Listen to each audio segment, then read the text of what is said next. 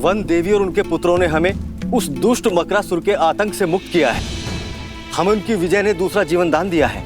हमें भी थोड़ी सहायता करने का अवसर प्रदान कीजिए महाराज। धर्म का मार्ग तो सबके लिए खुला है।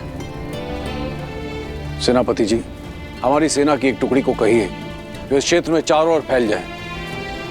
मुझे किसी भी मूल्य में दोनों बालक वन देवी चाहिए, और हमारी सेना की एक टुकड़ी जल के भीतर भी जाएगी, जिसका नेतृत्व हम स्वयं करेंगे।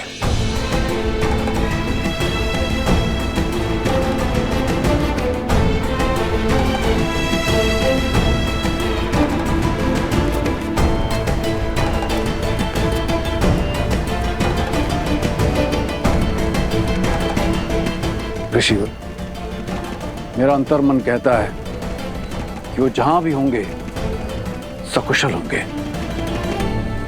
महाराज,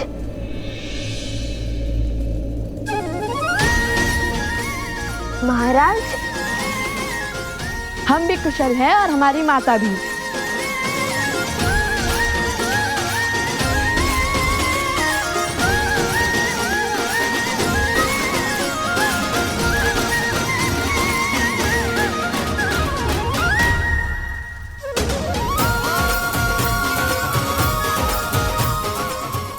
अरे, झील में तो पहले ही भीगे हैं, अब क्या अपने आंसू से भी भिगोएंगे हमें?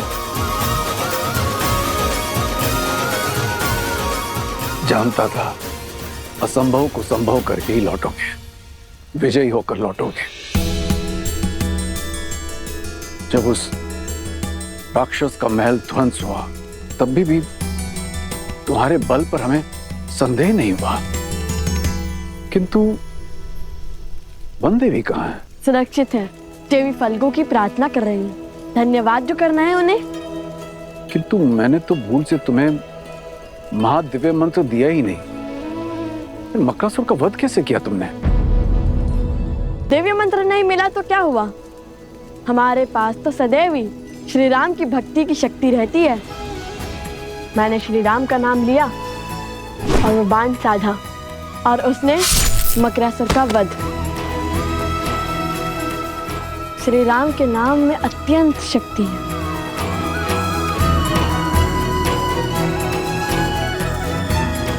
वही शक्ति जो हनुमान जी को राम नाम से मिलती है। ऐसा प्रतीत हो रहा है कि तुम दोनों राम और राम कथा के प्रशंसक हो, भक्त हो उनके। पूरी कथा सुनी है या? सुनी है महाराज, हमें राम कथा का एक एक शब्द कंठस्थ है। हमसे बड़ा राम भक्त इस संसार में कोई दूसरा नहीं है।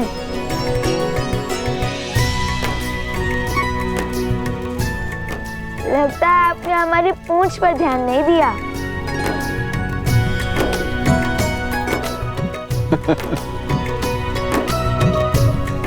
अर्थात सीधा प्रतिस्पर्धा हनुमान जी से है ना? प्रतिस्पर्धा होती तो कब के जीते होते, क्योंकि लव कुश हनुमान जी से भी बड़े राम भक्त हैं। जब भी संकट में होते हैं तो श्री राम का नाम लेते हैं, श्री राम का अनुसरण करते हैं, और जब भी दुख के बादल छाते हैं तो देवी सीता का नाम लेते हैं।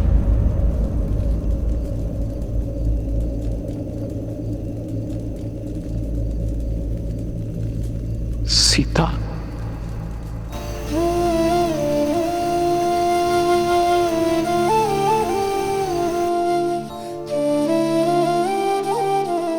पिताश्री।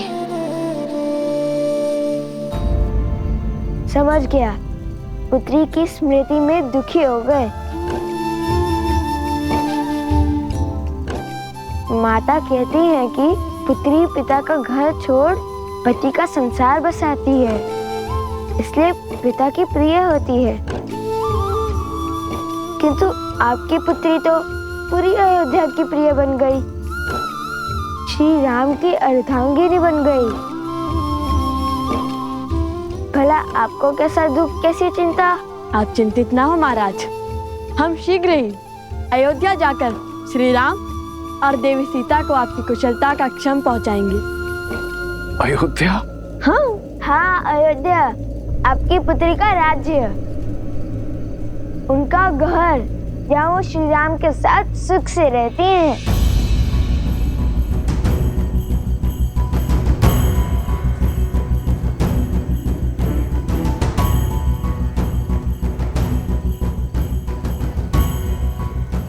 राम कथा का अंतिम अध्याय है। क्या पढ़ाया है तुम्हारे गुरुजी ने? परीक्षा ले रहे हैं हमारी। अंत में राजा राम और महारानी सीता का पट्टाभिषेक होता है और वो सुख से अयोध्या का कार्यभार संभालते हैं। कैसी अभागी हूँ मैं। इतने वर्षों बाद पिताश्री को देख तो सकती हूँ, किंतु उनके समक्ष नहीं जा सकती, उनके चरण स्पर्श नहीं कर सकती, सुख दुख के बोल नहीं बोल सकती, उन्हें उनके नातियों का परिचय नहीं दे सकती।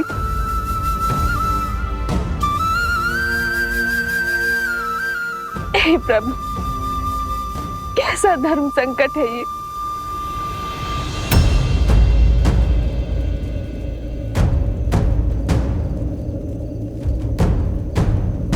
क्या करें आप ऋषि कुमार? हमारी माता ने कहा कि आप उनके पिता समान हैं, तो आप हमारे नाना हुए और नातियों का उनके नाना से आशीर्वाद लेना उनका धर्म भी है और अधिकार भी। मुझे क्षमा करना पिताश्री, मैंने आपसे अपने नातियों के साथ खेलने का सुख, उनके बालपन में अपनी संतान का बालपन जीने का सुख,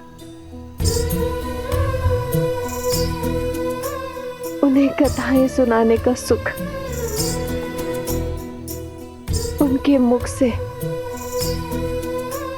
नाना शब्द सुनने का सुख सब छीन लिया।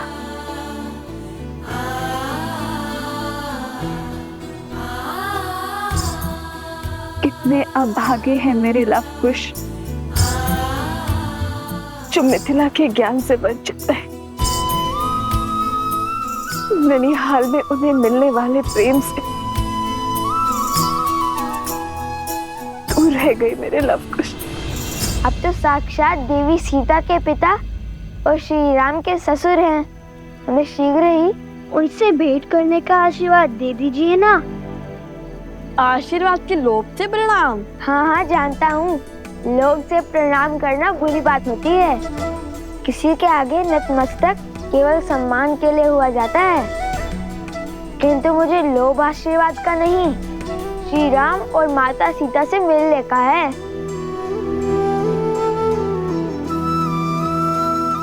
ईश्वर सदैव तुम्हारे हृदय को भोलेपन से भरा रखे। द्वेष और स्वार्थ का मैल तुम्हारे मन को छू भी न सके, और तुम्हारा नाम इस संसार के सबसे वीर योद्धाओं में सम्मिलित हो। बिल्कुल तुम्हारे प्रभु, तुम्हारे आदर्श श्री राम की तरह, और तुम्हें शीघ्र ही उनसे मिलने का सौभाग्य प्राप्त। धन्यवाद महाराज। धन्यवाद महाराज। वनवास हो या रावण का पाश, आज तक ईश्वर ने मुझे जो भी दिया मैंने उसे नियति समझकर स्वीकारा। कभी कोई उल्हाना या कभी कुछ नहीं मांगा मैंने, किंतु फाल्गु देवी, आज मैं आपसे मांगती हूँ, यदि मैंने आपकी तपस्या सिद्ध की है तो बिना अपने पिता के समक्ष आए उनके चरण छू पाने का सुख दे दीजिए मुझे। दीजिए माता।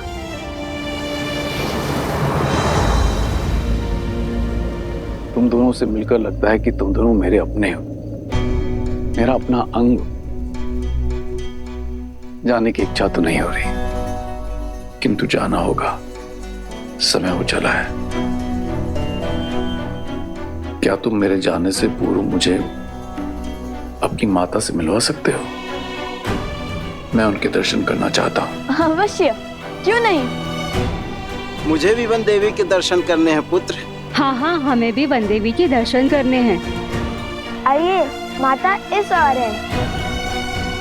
लव, कुश, तुम दोनों जाके वन देवी को ले आओ, तब तक हम कूच की तैयारी करते हैं। कुश, तुम इनके साथ जाओ, मैं माता को लेकर आता हूँ। ठीक है भैया। आइए। अद्भुत युद्ध किया है तुमने कुश। अवश्य तुम्हारे धनुष में कुछ विशेष है। लो, खुद ही देख लो।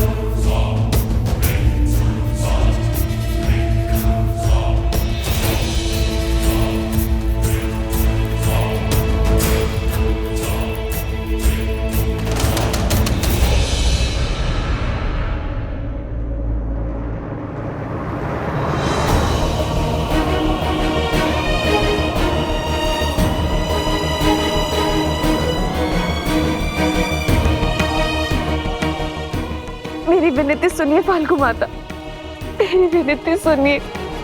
सोमकरण, सोमकरण।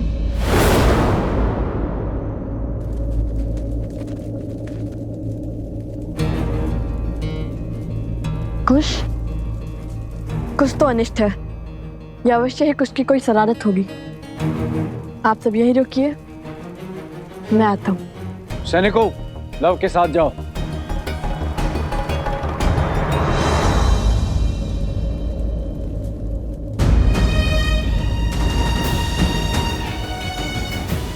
मेरी प्रार्थना स्वीकारिए माँ, मेरी प्रार्थना स्वीकारिए। क्या हुआ कुश? कुश क्या हुआ, बोलो। कुछ बोलो भी। सोमकरण। क्या हुआ गुरु माँ? वो राक्षस सोमकरण को ले गया उस और मुझे जटुकरण ने अपने प्रश्न में उलझा रखा था। मेरा धनुष भी उसके पास था। पता नहीं कब वो असुर आया और फिर हमने सोमकरण की चीख सुनी।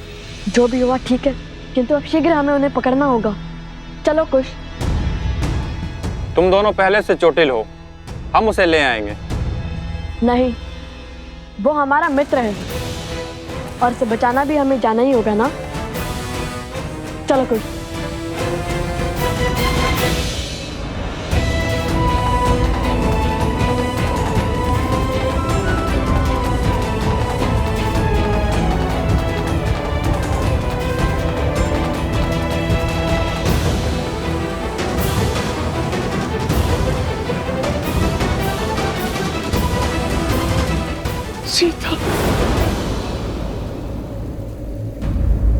ऐसी घोर काली रात्रि में बिना प्रकाश के हम वन देवी के दर्शन कैसे कर पाएंगे?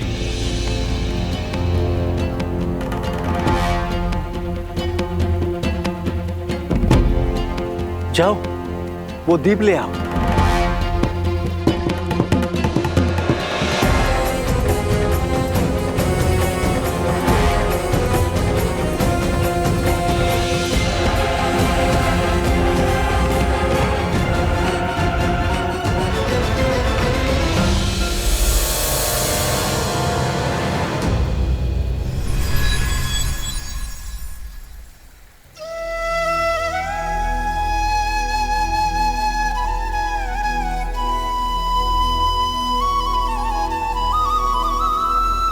वन देवी, आपके दर्शन पाकर हम धन्य हुए।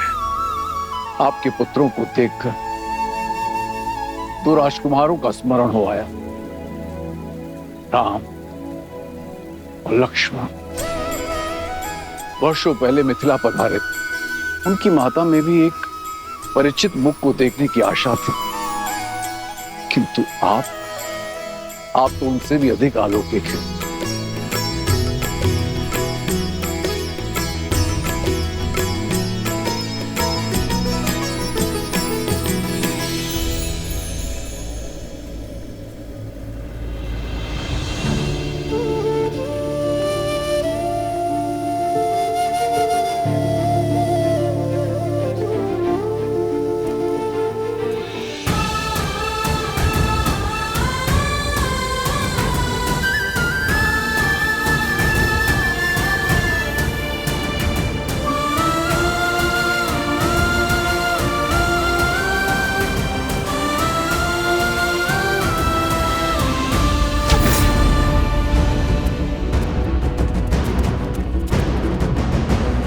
उस और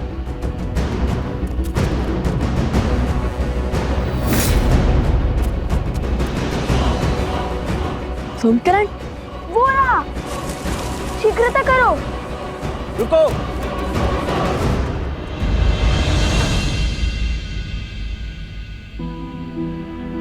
आप सब यहाँ? और माता? माता कहाँ है? मैंने वन देवी के दर्शन पाने का सौभाग्य पा लिया है। वो अभी भी मौन धारण किए देवी फाल्गु की आराधना में लीन है। मेरी इच्छा पूर्ण करने के लिए, मुझे ये सुख देने के लिए धन्यवाद माता। ये मेरा नहीं, आपके सुकर्मों का, आपकी शुद्ध भक्ति का प्रताप है देवी सीता। मैं आपके तप से प्रसन्न हुई, परंतु अब मुझे आपके पुत्रों से कुछ चाहिए। मेरे पुत्रों से? क्या माता? ऋषिवर, आपने हमें क्यों रोका? सोमकरण के प्राण संकट में हैं। समय नहीं है हमारे पास। कुछ नहीं होगा तुम्हारे मित्र को, क्योंकि उस असुर को सोमकर्ण के नहीं तुम्हारे प्राण चाहिए। अपने राजा मकरासुर की मृत्यु का प्रतिशोध चाहिए। तो क्या अपने प्राण बचाने के लिए अपने मित्र के प्राण दांव पर लगाएंगे हम? कदापि नहीं। उचित कहा भैया।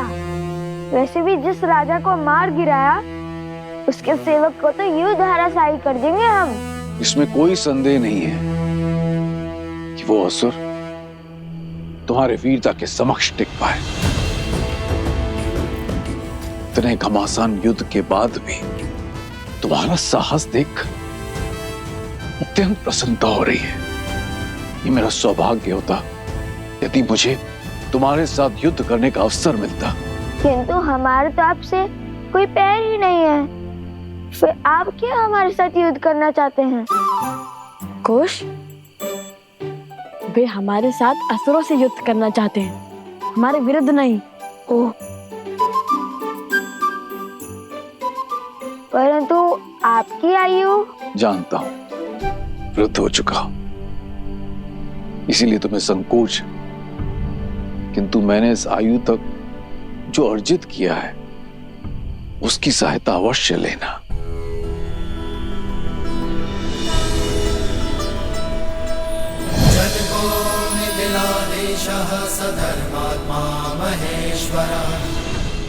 उपहार के रूप में मैं तुम्हें ये देना चाहता हूं, ये तुनीर जो स्वयं भगवान परशुराम ने मुझे दिया था। ये अक्षुत है, अर्थात इसके बाण कभी समाप्त नहीं होते और इनमें दिव्य शक्ति भी है। ये लो पुत्र। नहीं, किंतु ये आपको मिला आशीर्वाद है और ये आपने अर्जित किया है, इसे मैं नहीं ले सकता। परंतु सोमकर्ण को लौटा लाने में तुम्हारी सहायता करना मेरा धर्म है।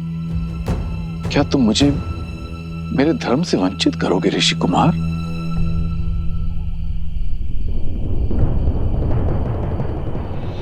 दिव्य ज्ञान विभूषितः सिद्धि संपन्न एवं च विदेहेश्वास दुर्लभो लोकेश्वपि सुदुर्लभो लोकेश्वपि सुदुर्लभो। विजयी भव। अब आप जाइए महाराज, और हमारे लिए चिंतित ना हो। हाँ, यदि श्री राम ने चाहा तो हम शीघ्र ही ये भेंट लौटाने आएंगे।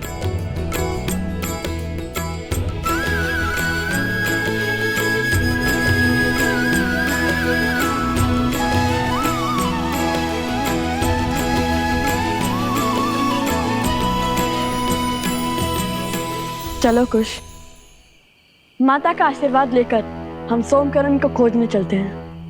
अभी तुम्हारे कार्य शेष हैं। माता फल्गु तुमसे कुछ चाहती हैं। हमसे? हमसे क्या? उत्तर नहीं देना था तो बोलते थे, क्यों आंखें क्यों मूंद ली? कुश, वे ध्यान कर रहे हैं। क्षमा ऋषिवर, अब ये मौन रहेगा।